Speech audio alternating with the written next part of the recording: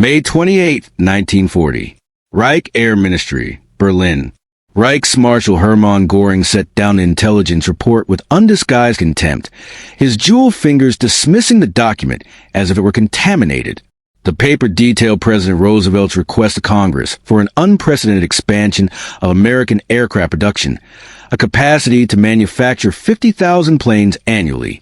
Göring's laughter echoed through the ornate ministry office as he turned to his assembled staff officers.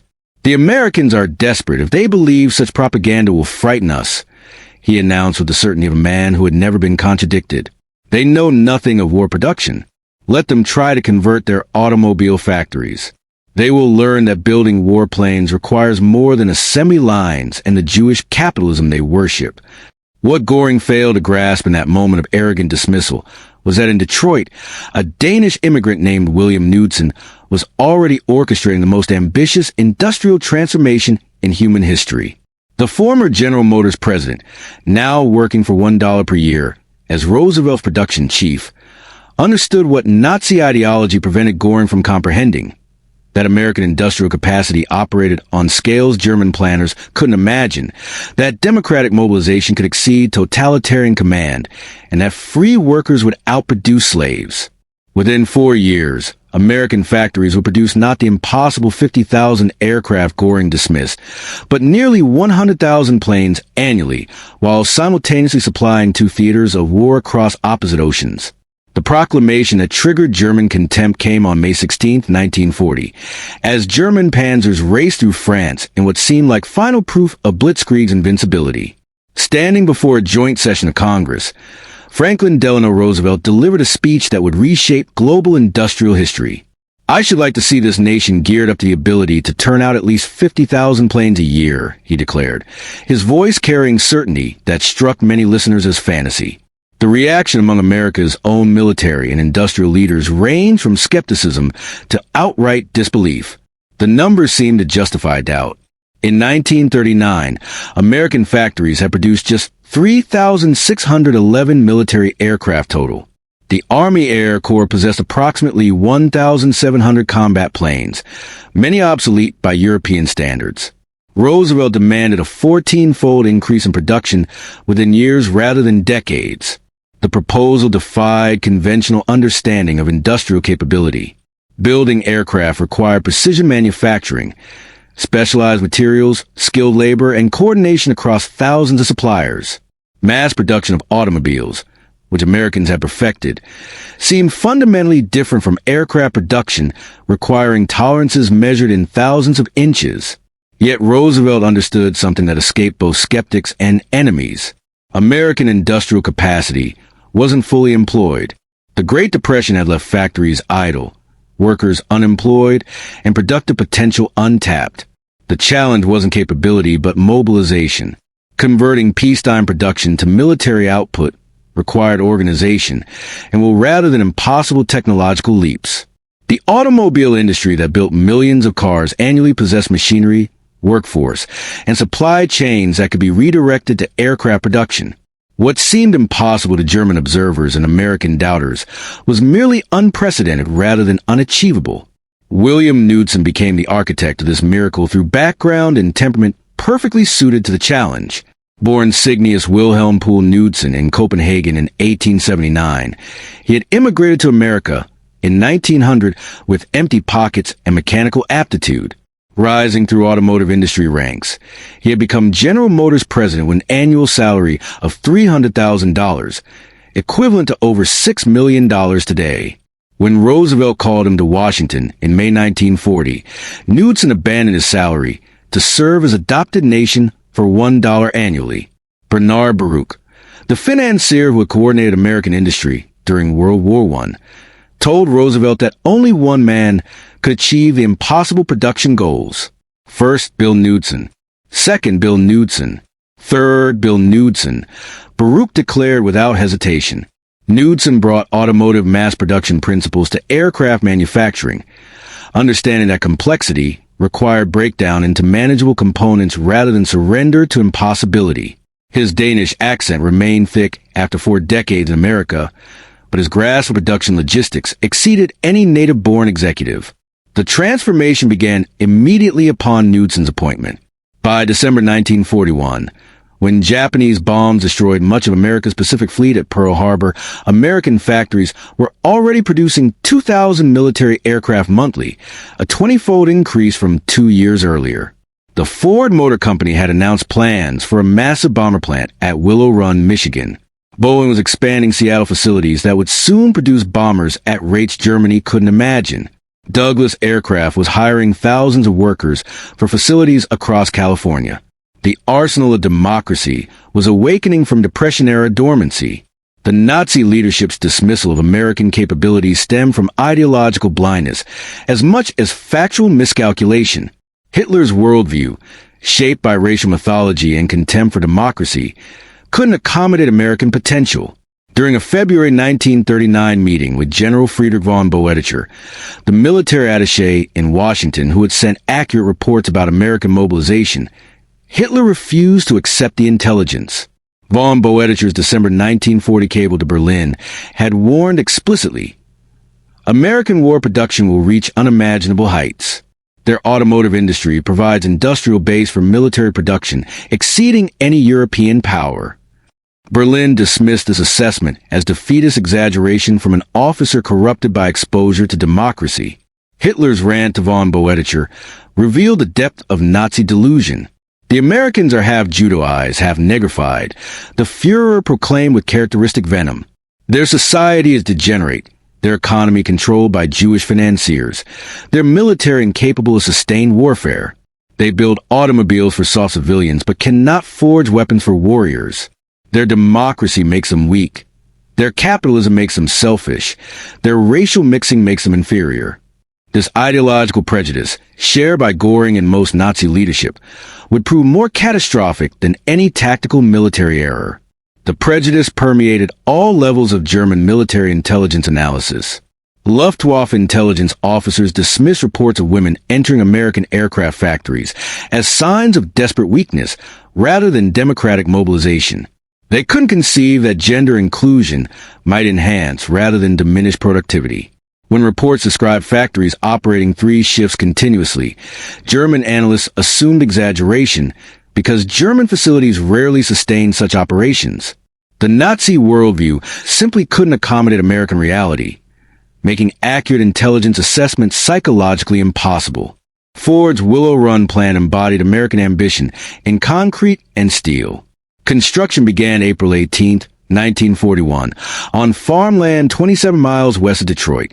When completed, the facility became the world's largest factory under one roof, covering 3.5 million square feet, with an assembly line stretching 1 mile. Charles Sorensen, Ford's legendary production chief, had promised Henry Ford and the Army Air Corps that they would build one B-24 Liberator bomber per hour once production reached full capacity. Other aircraft manufacturers managing 1 bomber per day considered this promise insane. Initial results seemed to vindicate skepticism. The first B-24 rolled off Willow Run's assembly line in September 1942, requiring complete rebuilding before it could fly.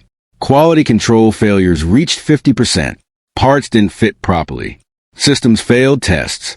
Workers struggled with complexity far exceeding automobile production. By February 1943, Willow Run was producing just 56 bombers monthly against promises of hundreds. Critics dubbed the facility Willow Run, suggesting it might never achieve promised production. The Army Air Corps considered canceling Ford's contract and redistributing production to established aircraft manufacturers. But Ford engineers persevered through problems that would have defeated companies lacking automotive mass production experience. They broke the B-24's 488,193 parts into manageable subassemblies that could be manufactured separately and fitted together with precision. They developed hydraulic riveting tools that increased speed while reducing errors. They created prefabricated wiring harnesses that simplified electrical system installation. They implemented moving assembly lines that brought work to stationary workers rather than requiring workers to move around aircraft. They accommodated 578 design changes in 1943 alone, while maintaining and increasing production. The breakthrough came gradually through autumn and winter 1943. September production reached 148 bombers. December hit 365. The promise of one bomber per hour began seeming achievable rather than impossible. Then April 1944 arrived with production reaching 428 B-24s, one aircraft every 63 minutes around the clock. Willow Run wasn't just meeting promises, it was exceeding them. This single factory was outproducing the entire German aviation industry. The facility that critics had mocked was proving that American industrial methods could achieve what German craftsmanship couldn't match. German pilots first recognized American production superiority during the Tunisia campaign's final months. Major Johannes Steinhoff, commanding Jägerschwader 77, noted in his December 1942 diary entry, "The American pilots improve daily. They are no longer the amateurs we faced in November. Most disturbing, there are more of them every day. We destroy their aircraft, yet more appear the next morning. Where do they come from?" The question would haunt Luftwaffe commanders increasingly as the war progressed. The revelation accelerated through 1943. January 27th marked the first American bombing raid on Germany itself. 64 B-17 flying fortresses attacking Wilhelmshaven. The raid achieved limited physical damage, but enormous psychological impact. Americans were bringing the war to German skies with heavy bombers that could absorb tremendous punishment while delivering tons of explosives. By October, during what became known as Black Thursday at Schweinfurt, Americans lost 60 B-17s in a single raid. German propaganda celebrated this as proof that daylight strategic bombing was unsustainable. Yet within 2 weeks, American bomber strength exceeded pre-raid levels. The lost aircraft had been replaced from production that Germans couldn't comprehend. During Big Week, February 20th through 25th, 1944, the 8th and 15th Air Forces mounted 3,500 bomber sorties against German aircraft production facilities. The Luftwaffe lost between 262 and 355 fighters in defensive operations, but more critically lost approximately 100 irreplaceable veteran pilots. General Adolf Galland, commanding Luftwaffe fighter forces, reported to Göring that Germany was losing 1,200 fighters monthly while producing approximately 1,000 replacements. Meanwhile, America was producing 2,500 fighters monthly while losing fewer than 400. The mathematical trajectory pointed toward inevitable Luftwaffe collapse. Major Heinz Bahr, one of Germany's top aces with 220 victories, described a January 1944 mission over Brunswick that captured German pilots' growing desperation. The bomber stream stretched from horizon to horizon, he wrote in his combat report. At least 700 flying fortresses and liberators, escorted by hundreds of fighters. We were 8 aircraft against this armada. It was hopeless. We attacked anyway because duty demanded it, but we knew our sacrifice would change nothing. Tomorrow there would be more bombers, and we would be fewer defenders. By 1944, American aircraft production reached proportions that shattered German comprehension. That single year saw American factories produce 96,270 aircraft, including 16,048 four-engine bombers, 35,743 fighters, and 22,591 multi-engine aircraft. This 1 year's production exceeded Germany's entire wartime output of approximately 94,677 aircraft total. The disparity went beyond mere numbers into qualitative differences that reflected industrial depth. Each American heavy bomber carried 13.50 caliber machine guns with thousands of rounds of ammunition. German fighters increasingly launched with partial ammunition loads because manufacturing capacity couldn't provide full loadouts. American bombers featured powered turrets, enabling gunners to track targets precisely. German bombers relied on manually aimed defensive weapons. American bombers incorporated advanced bomb sights, enabling accuracy from high altitude. German bombers increasingly resorted to area bombing because precision equipment was unavailable. Every comparison revealed American advantages stemming from superior industrial production. Boeing Seattle Plant 2 alone was producing 16 B-17 flying fortresses daily by May 1944. Each bomber required approximately 400,000 rivets, 16,000 pounds of aluminum, 1,200 pounds of rubber, and countless other components manufactured by suppliers nationwide. The coordination required to synchronize this production across hundreds of companies exceeded German organizational capability. Douglas Aircraft, which employed just 68 people in 1936, had grown to 167,000 workers across 9 facilities by 1944. North American Aviation churned out 500 P-51 Mustang fighters monthly. Lockheed achieved production of 1 P-38 Lightning every 90 minutes, while implementing 2,127 combat-driven modifications, without stopping assembly lines. Supporting industries matched aircraft production's pace through expansion that remade American industrial landscape. General Motors produced 57,658 aircraft engines under license from various designs. Packard built 55,523 Rolls-Royce Merlin engines powering P-51 Mustangs. Alcoa's aluminum output increased 600% from pre-war production. Dow Chemical's magnesium production grew from 6 million pounds annually before the war to 333 million pounds by 1944. Each supporting industry's expansion represented mobilization on scales Germany couldn't approach while fighting on multiple fronts.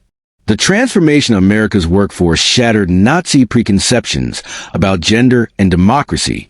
Women, comprising less than 1% of aircraft workers in 1941, represented 65% by 1943.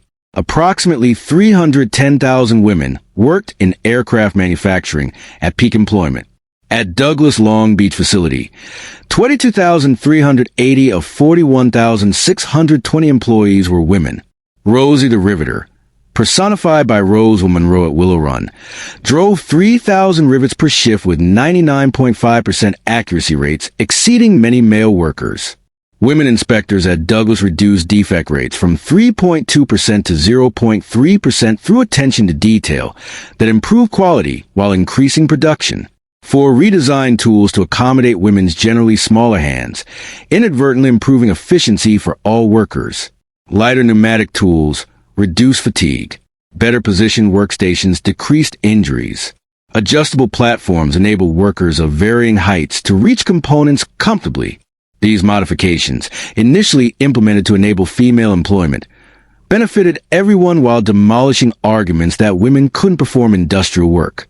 German intelligence interpreted female employment as desperate weakness rather than democratic strength.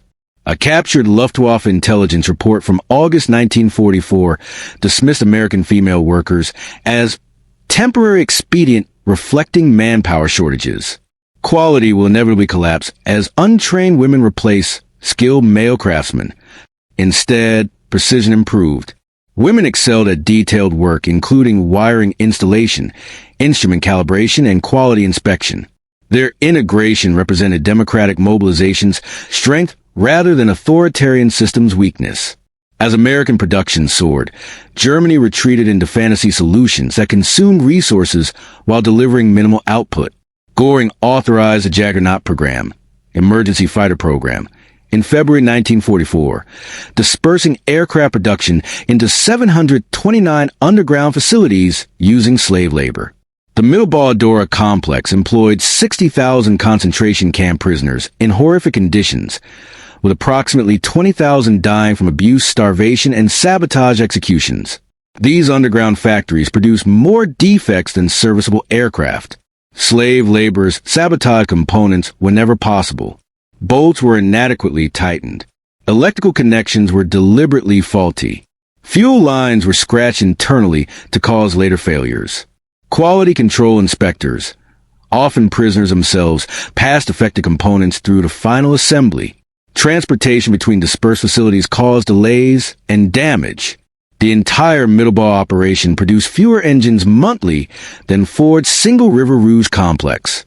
Forced labor, the Nazi system's fundamental approach, proved catastrophically inferior to free workers' voluntary commitment. Meanwhile, American innovation accelerated rather than stagnating under pressure. Boeing developed modular B, 29 construction, enabling production across 4 geographically separated facilities with completely interchangeable components. This bomber, costing $639,000 each, equivalent to over $10 million today. Incorporated pressurization technology Germany couldn't match even in prototypes. The B-29's range of 3,250 miles enabled operations from bases beyond Japanese fighter reach. Its defensive armament included remote-controlled turrets using General Electric fire control systems. Each B-29 represented technological sophistication, exceeding anything in German or Japanese arsenals. By early 1945, America was producing 100 B-29s monthly, while simultaneously maintaining production of earlier bomb models. June 6, 1944, demonstrated the culmination of American production superiority. Operation Overlord employed 11,590 Allied aircraft against 319 German sorties on D-Day itself, representing 36-1 superiority. This wasn't temporary tactical advantage, but sustained industrial dominance. Between January and May 1944, preparatory bombing dropped 145,000 tons of explosives on German targets, exceeding all German bombing of Britain throughout the entire war. Transport aircraft delivered 3 airborne divisions in single-day operations using more planes than Germany's entire transport fleet ever possessed simultaneously. By December 1944, single American raids involved 1,200 heavy bombers escorted by 900 fighters. P-51 Mustangs possessed range to reach Poland from English bases, performance to match any opponent, and existed in quantities, making losses strategically irrelevant. German pilots called them Indians because they seemed to swarm everywhere simultaneously. Luftwaffe tactical victories became meaningless when every destroyed American aircraft was replaced within days, while German losses were permanent. As defeat approached through 1944 and early 1945, even Nazi leadership began acknowledging the production catastrophe their ideology had prevented them from anticipating. Joseph Goebbels wrote in his diary on December 15, 1944, "Göring's promises about Luftwaffe superiority now seem criminal delusions." The Reichsmarshal assured the Führer that American production capacity was exaggerated by Jewish-controlled media. Instead, we fight against material superiority that exceeds our worst nightmares. American bombers darken our skies while we lack fuel to train pilots for the few aircraft we still produce. Erwin Rommel, preparing Atlantic Wall defenses before D-Day, told his staff in March 1944, "The Americans can lose 10 tanks for every one we destroy and still overwhelm us through material superiority. When they land, and they will come with such material abundance that no static defense can hold. We might destroy thousands of their vehicles and aircraft. They will replace them faster than we can count the wreckage." His prediction proved accurate. American losses during Normandy campaign, though substantial, never threatened operational capability because production far exceeded combat consumption. Even Hitler admitted reality to Albert Speer in a January 1945 conversation recorded in Speer's memoirs. "We should have listened to Bottcher's reports from America. The Führer conceded in rare acknowledgement of error. Their industrial potential was decisive. We assumed their democracy made them weak. Instead, their system mobilized resources we cannot match. While we built hundreds of aircraft, they built tens of thousands. While we struggled to supply forces 500 kilometers from German border, they supplied armies 5,000 kilometers from America." Albert Speer, as armaments minister responsible for war production, later testified at Nuremberg that American bombing reduced German production by 35% for tanks, 31% for aircraft, and 42% for trucks. More significantly, he stated unequivocally, "The American attacks, which followed a definite system of assault on industrial targets, caused a breakdown of German armament production. By autumn 1944, our production curves turned downward not because we lacked designs or determination, but because American bombing destroyed our capacity to manufacture weapons regardless of our efforts." Germany's Me-262 jet fighter, operational by mid-1944, represented genuine technological innovation. This aircraft flew 100 miles per hour faster than any Allied fighter, possessed superior armament, and should have provided the technological edge Nazi propaganda had always promised. Hitler and Göring believed this wonder weapon could restore air superiority despite numerical inferiority. Yet Germany produced just 1,430 Me-262s total, with never more than 200 operational simultaneously. The jet engines required complete overhaul every 10 to 12 hours of operation. Critical materials, including tungsten and molybdenum, were unavailable, forcing inferior substitutions that reduced engine life further. Pilot training was inadequate because fuel shortages prevented proper familiarization with jet characteristics. America, meanwhile, had begun jet development in 1942. The Bell P-59 Aerocomet, America's first jet, proved inferior to German designs but provided valuable engineering experience. Lockheed's P-80 Shooting Star, developed and flown by January 1944, demonstrated performance superior to any German jet while incorporating reliability German engines never achieved. The P-80 entered production before war's end with plans for mass production exceeding 1,000 aircraft monthly. American industrial depth allowed simultaneous pursuit of multiple advanced technologies, a luxury Germany couldn't afford while struggling to maintain conventional aircraft production. The contrast epitomized the production war's fundamental lesson. Germany's technological superiority in jets meant nothing against America's ability to produce thousands of conventional fighters while simultaneously developing next-generation aircraft. Quality without quantity proved worthless in total war, requiring sustained reduction over years rather than brilliant innovations that couldn't be manufactured at scale. German engineering excellence, real and documented, couldn't overcome American industrial might backed by systematic production methods. Hermann Göring's arrest on May 8, 1945, by elements of the United States 36th Infantry Division in Bavaria marked the beginning of his confrontation with accumulated evidence of catastrophic failure. Initially defiant at the interrogation facility in Augsburg, Göring maintained that German technology had been superior, overcome only by overwhelming numbers he couldn't have anticipated.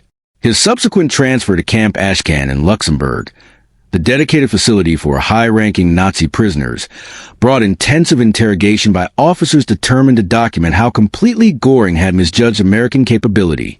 Major Kenneth Heckler conducted extensive interviews during July and August 1945, preserved in archives that document Göring's evolving recognition of his miscalculations.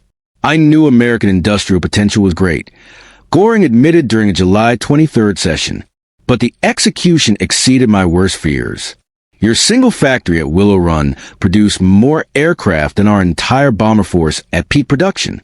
It was incomprehensible to me. We had been told that American society was chaotic, that your democracy prevented the organized effort we achieved through centralized control. Instead, your system mobilized resources we could never match." Göring expressed particular astonishment at American logistics documented through captured German intelligence reports shown to him during interrogation. "Your ability to supply forces across two oceans while maintaining domestic production and civilian economy. This was beyond our conception," he stated. "We couldn't adequately supply forces 500 miles from Germany. You supplied armies 5,000 miles from America, fighting in opposite directions simultaneously. The mathematics seemed impossible, yet you achieved it."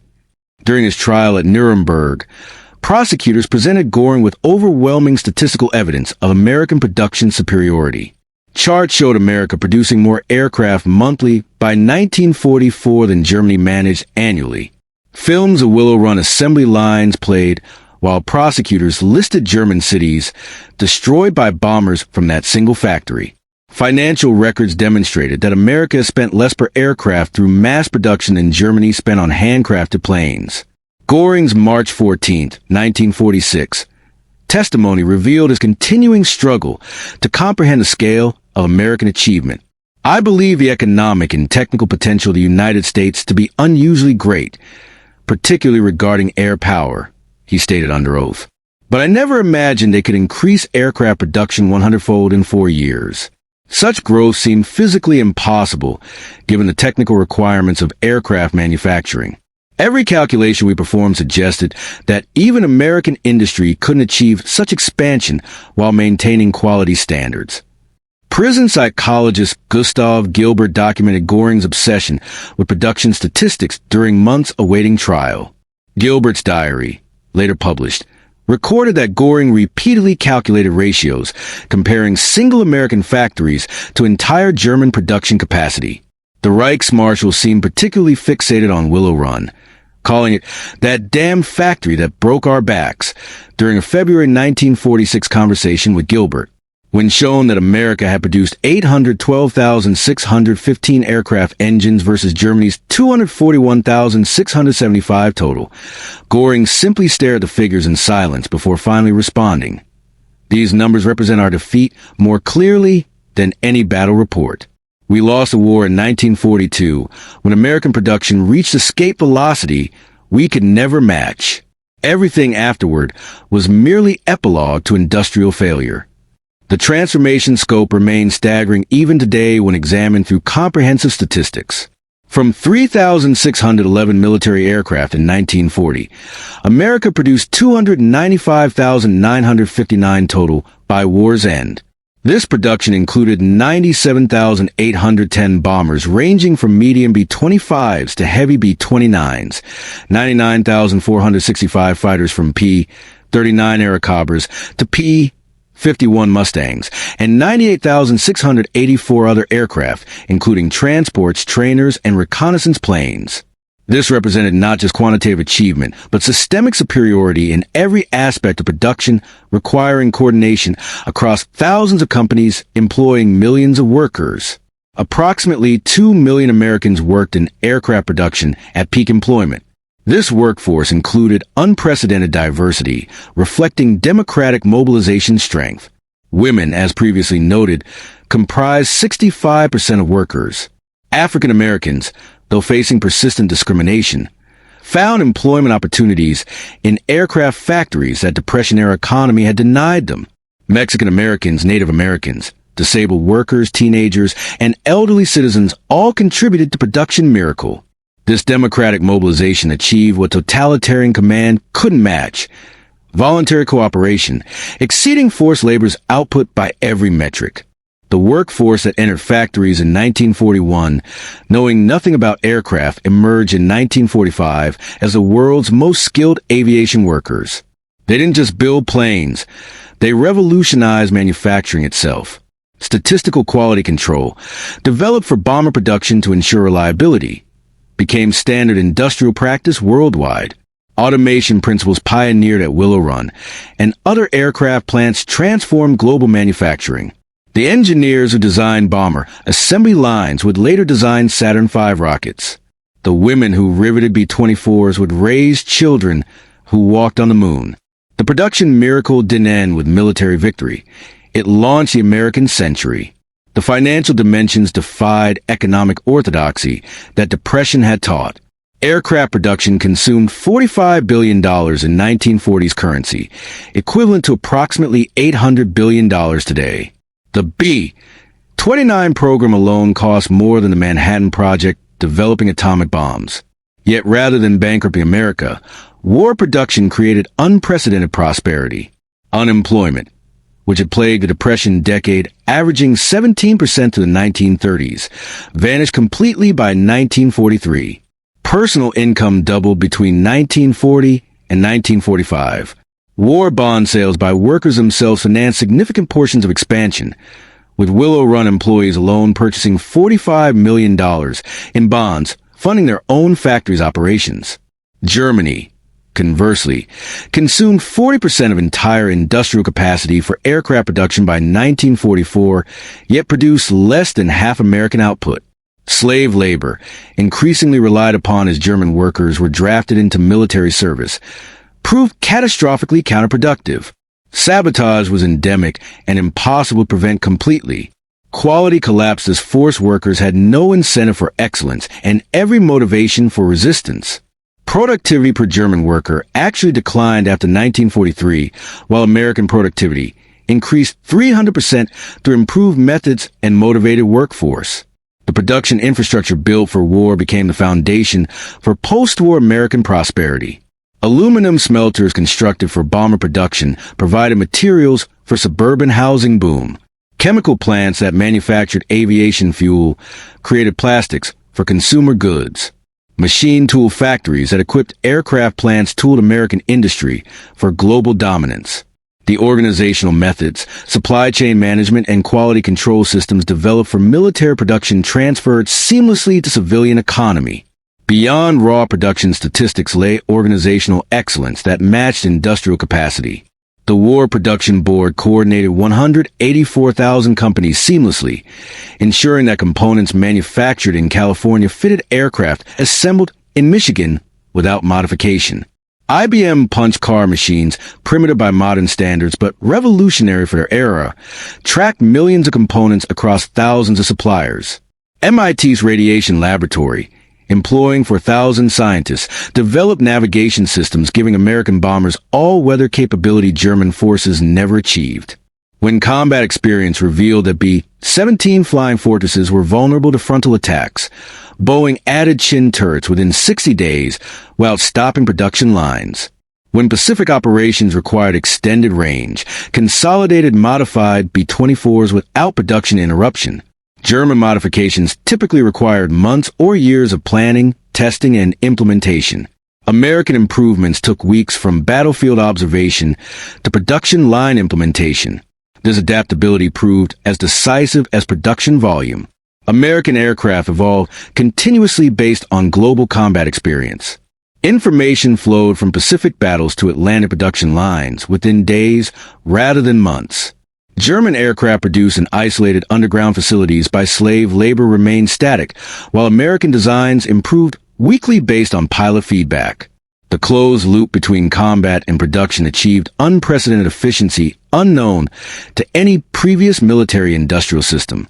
Pilots' observations reached engineers through formal reports and informal communications. Engineer solutions reached assembly lines within days through management systems that prioritize rapid implementation. Assembly line worker suggestions reached designers directly through quality circles and production meetings. This democratic flow of information proved superior to German hierarchical command, where information traveled slowly through rigid bureaucracy. Workers who understood they were building aircraft that pilots depended on for survival maintained quality standards that coercion could never achieve. On October 15, 1946, hours before his scheduled execution by hanging, Hermann Göring wrote his final letter to his wife Emmy.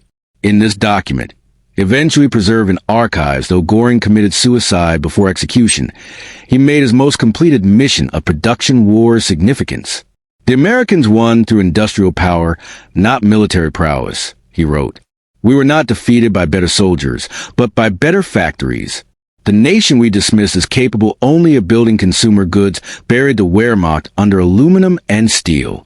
My greatest failure was not military but economic, underestimating democratic society's ability to mobilize resources that totalitarian control could never match. Göring's last recorded statement to psychologist Gilbert, documented in Gilbert's diary entry for October 15, 1946, was equally revealing. We declared war on an industrial giant while it slept, Göring said during their final conversation. When it awoke, we were doomed. The Americans didn't just outproduce us. They revolutionized production itself. Every aspect of their system proved superior to ours. Their democracy enabled mobilization we couldn't achieve. Their capitalism created wealth we couldn't match. Their society produced workers who volunteered for excellence, while ours required force to achieve mediocrity. Göring committed suicide that night using cyanide capsule he had somehow concealed through years of imprisonment. Whether his final statements represented genuine understanding or merely rationalization of defeat remains debated by historians. Yet the substance of his admission stands as history's verdict on production war regardless of Göring's sincerity. The Reichsmarshal who had dismissed American capabilities died knowing that a single American factory exceeded his entire Air Force's lifetime production.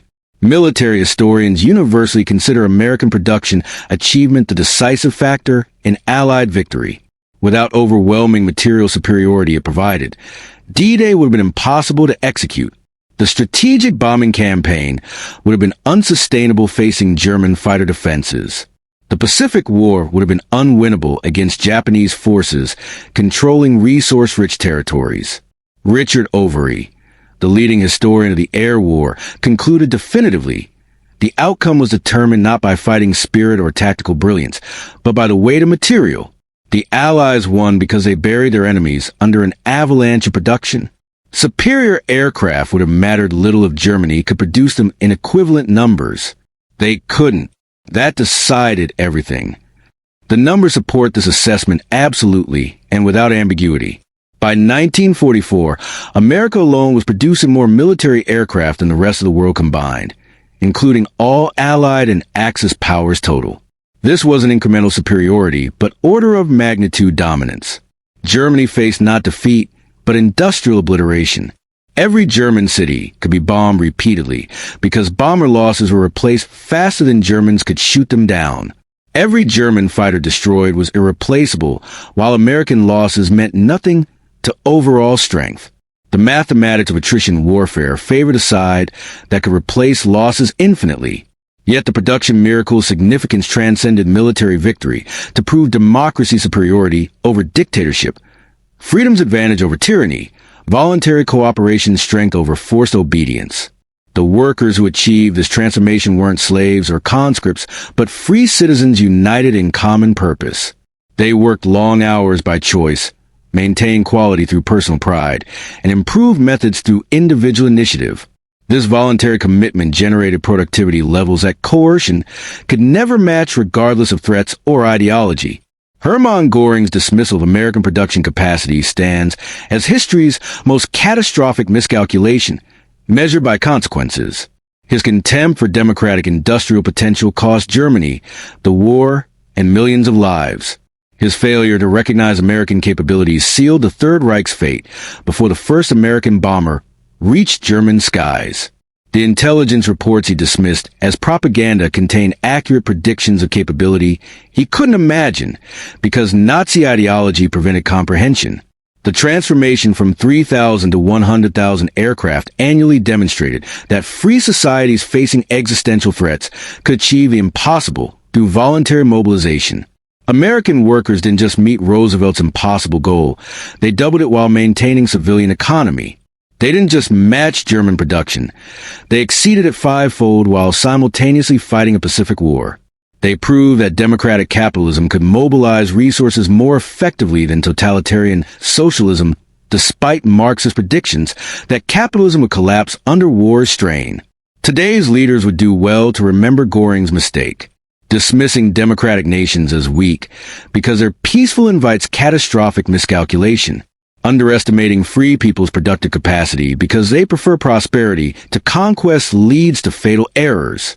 America in 1940 appeared unprepared for war, lacking large standing army or modern air force. By 1944, it had become an unstoppable industrial colossus, producing war material exceeding all other powers combined. The arsenal of democracy proved that production lines could be as decisive as front lines, that assembly workers could be as crucial as soldiers, that industrial mobilization could determine victory as surely as military strategy. Göring learned this lesson too late, at the cost of his nation's destruction and his own disgrace. From his dismissive reaction to Roosevelt's announcement in May 1940 to his execution at Nuremberg in October 1946, Hermann Göring's journey traced the arc of Nazi Germany's destruction through industrial miscalculation. His contempt for American production became the epitaph of the Third Reich, a regime that confused ideology with capability, that mistook tyranny for strength, that believed racial mythology could overcome industrial mathematics. The Reichsmarshal who dismissed American aircraft production died, knowing that American factories had produced more planes in 1944 alone than Germany managed throughout the entire war. His mockery of democratic industrial capacity became history's most expensive joke, paid for in the currency of total defeat. America produced 295,959 military aircraft. Germany produced 94,677. But the real victory lay not in numbers but in method, proving that free workers could outproduce slaves, that democratic cooperation could exceed totalitarian command, that a nation of immigrants and diverse citizens could unite to achieve the impossible when threatened. The B-24 bombers rolling off Willow Run's assembly line every 63 minutes weren't just aircraft. They were democracy's answer to tyranny, each one assembled by workers who had chosen to serve rather than being forced to comply.